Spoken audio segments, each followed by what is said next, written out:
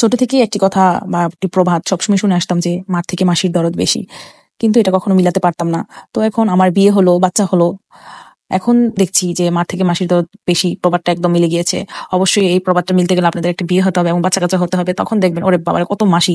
আর এই মাসি যে সেই মাসি না, এই মাসি যে আপনার মাসি বা আপনার খালা বা আপনার বাচ্চার খালা তা না, এটা হবে অবশ্যই আপনার শ্বশুর বাড়ির লোকজনেরা। কারণ আপনি আপনার বাচ্চার সমস্ত কিছু করছেন, আপনি আপনার বাচ্চার জন্য রাত জাগছেন, আপনি আপনার বাচ্চার জন্য না ঘুমিয়ে থাকছেন, সবকিছু কিন্তু সেই ক্রেডিটটা সেই মাসি পিসিরাই নিবে, যারা আর কি অনেকদিন পরে দেখা হলে একটু কুতুকুতু করবে, কলাম করবে, তারপর হচ্ছে এই কিছু কিনে দিল।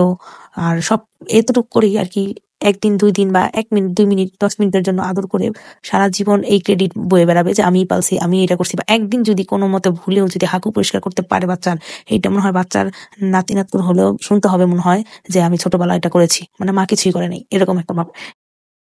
আর ওই মাসিরাই হচ্ছে বাচ্চাকে বড় হলে এরকম ভাবে প্রেজেন্ট করবে যে আমি তোমার এটা করছি, আমি তোমার এটা করছি, আমি তোমার পালছি, আমি তোমার এটা করছি।